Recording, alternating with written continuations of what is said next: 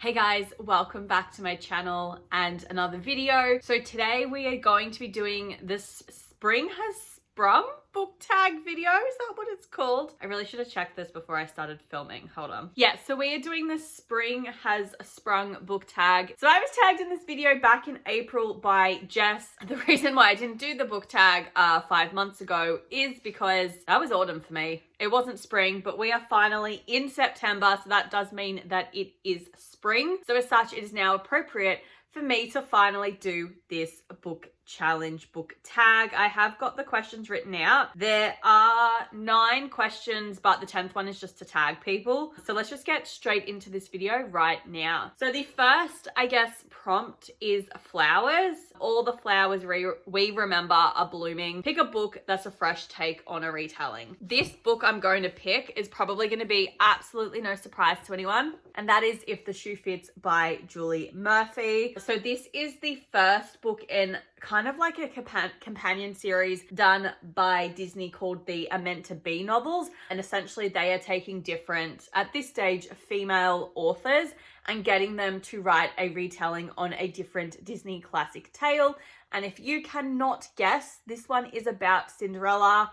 We also, down behind me, nope, I'm literally sitting in front of it. We also have By the Book, which is Beauty and the Beast, then Kiss the Girl, which is The Little Mermaid, and then we have Tangled in You, which is obviously the Rapunzel retelling, but I have not read that one yet. I've read all 3 of them this year, thoroughly enjoyed them, thoroughly loved it. But this was just such a fun, light, and magical read, and I really feel like it captured the essence of Cinderella, but gave the story some really cool twists and turns that still felt authentic and true to the story of Cinderella. It was just a really fresh and new feeling, and I absolutely adored it and I loved it, and I started my year off fantastic. I think this was the first book I actually ended up reading. Also my first 5-star book of the year as well. It's fantastic. I absolutely loved it, and I just realized that my spring nails kind of match. They're a bit paler than this bright yellow, but that's cool. And then prompt 2 is Cadbury Mini eggs, which I feel like is so random. And it says, obviously the superior springtime candy of choice. Okay, is this because it's meant to be around Easter and that's what the Cadbury Mini eggs is about, because they're the little mini Easter eggs? Okay, this is making a bit more sense to me now. The question for this prompt is pick a book that you consider a sweet treat. I have chosen Funny Story by Emily Henry. Also my nails.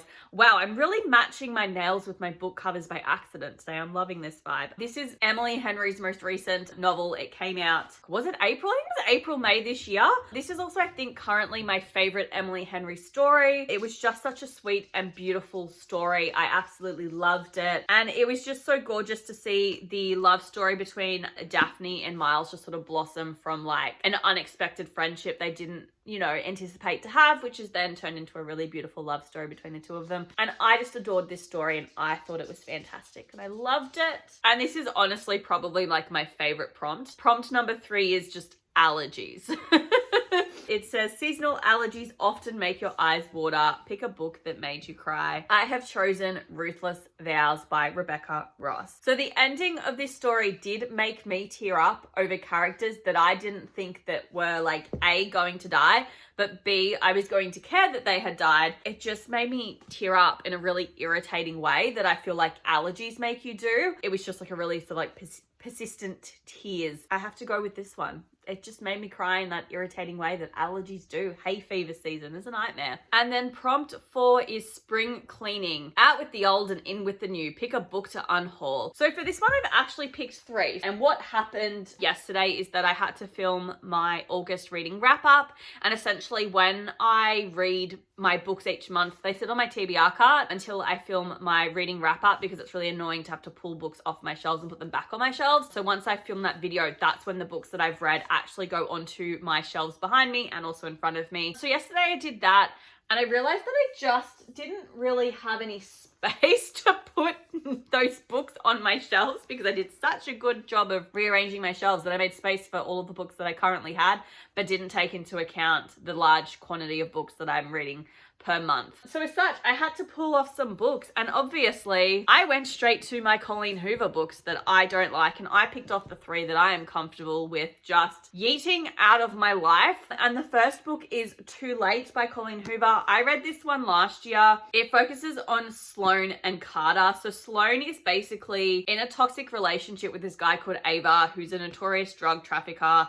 They're in college, and then this undercover cop Carter has gone to college to try and infiltrate Ace's kind of drug ring to try and take the guy down. But in the process, he falls in love with Sloane. And I just did not enjoy any aspect of this book. I found it really irritating. I couldn't stand characters or the concept or even how it was written and executed. And it was so incredibly frustrating for me that I was just mad the entire time I was reading it and did not enjoy it. And then the second book I've also decided to unhaul is Never Never by Colleen Hoover and also Taryn Fisher. We focus on Charlie and Silas. They've been best friends since they could walk, but one day they randomly wake up and have absolutely no recollection of who they are or where they are, and they basically have to piece together their lives and also find out some dodgy shit that's going on with their families. I hated the writing style. I hated the fact that like every 48 hours or some time frame, they reset, their memories reset, and then the ending was so unsatisfying. I was so irritated and I hated it. All I did was complain about this book in my reading wrap up of it last year, but honestly it was horrendous. And then the third book I'm unhauling, I know they said 1, but I've picked 3 because I'm an overachiever, and that is Heartbones by Colleen Hoover. We focus on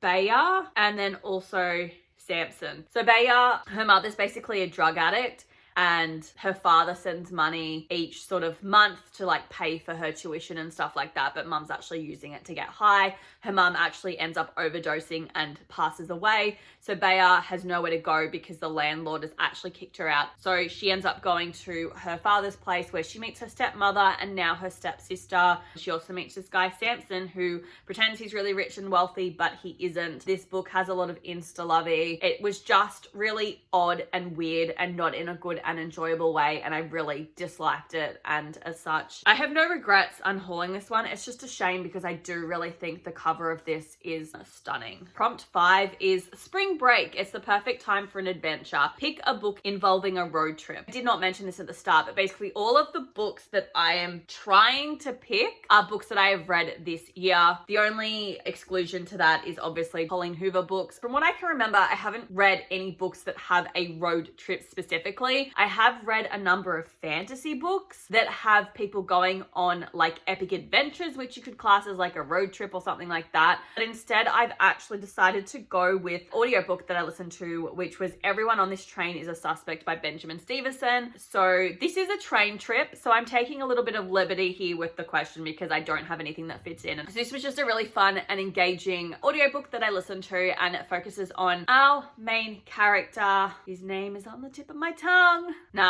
I'm not gonna waste time trying to think of his name. But our main character, this is a sequel to Everybody in My Family Has Killed Someone. He is basically an author and he wrote a book about how everyone in his family has killed someone. And he gets invited on this author event, which takes place on the Garn. The Garn is a train that basically goes from the middle of Australia, like up to the top. It's like one of the longest train rides, I think. And they basically set up different author events at these really rare locations. We've got a lot of stops. That's why I thought it was a bit more road trip, because we're actually stopping at places, doing some sightseeing. One of the authors died. So then we have a new mystery of who murdered this author. And all of the authors on this trip as well are also murder mystery writers. So they all know how to kill and get away with it. And you've got to work out who the murderer was. That's kind of the reason why I picked it, because they were on a train and I was struggling to come up with something. And then prompt number 6 is mating season. It's that time of year in the animal kingdom to make some babies. Pick a book with some smutty delights. I really like just the way that's worded. And for this prompt, I have gone with Business Casual by B.K. Borison.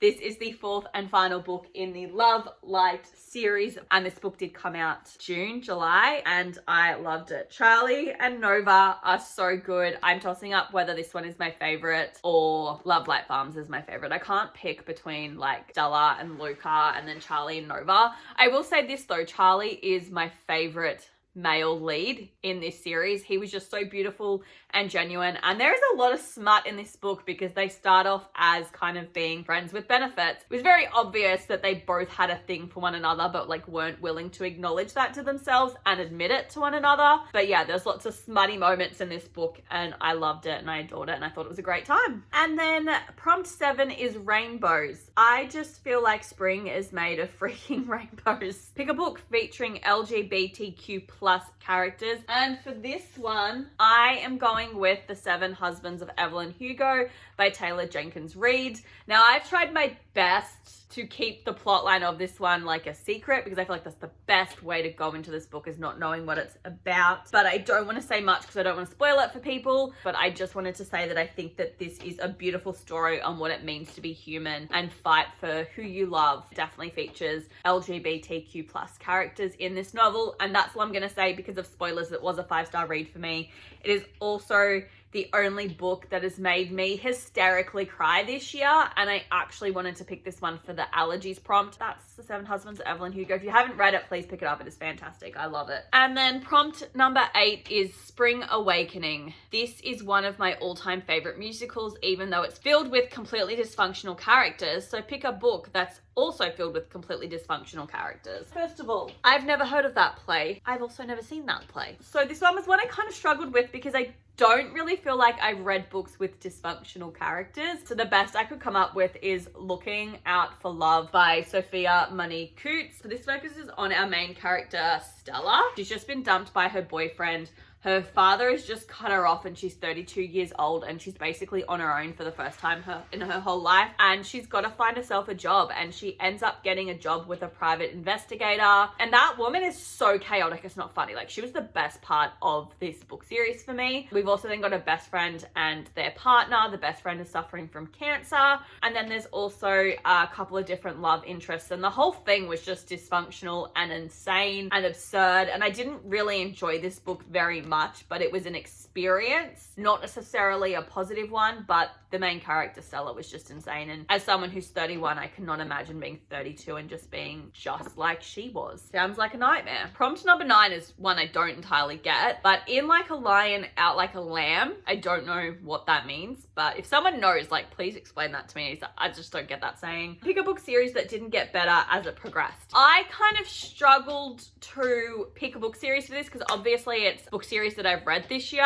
and I feel like for the most part the book series I've read have gotten slightly better. I've enjoyed them a little bit more. I've only kind of read one book series that I felt like was meh, and I'm just gonna go with it, which was the Legend series by Mary Lou. So we have the first book here, which is Legend, the sequel Prodigy, and then the third book, which is Champion. This focuses on like a dystopian society, and these books were all like 3-star reads for me. It's just very meh overall. I didn't care about the characters throughout the duration of the book series, and I think the third one was the most interesting because interesting stuff was happening, but like overall, like, I'm probably gonna unhaul these books next year. Didn't really rate them. I read them, but like, it is what it is, but I'm not gonna like rave about them. I just found them very meh. I didn't really enjoy the concept or how the author writes, so we're just gonna go with that. Prompt 10 is just to pick some friends to tag in this video as well. I'm not going to tag anyone just because I'm pretty sure majority of the people that I'm friends with on BookTube are all in a completely different hemisphere to me, so none of them would be able to participate in this tag until April. If you're in Australia and you're watching this and you would like to participate in this tag, I tag you. All means, go ahead, have some fun. But I hope you guys enjoyed this video. This has been the Spring Has Sprung book tag, and I will see you guys next week for another video. Bye.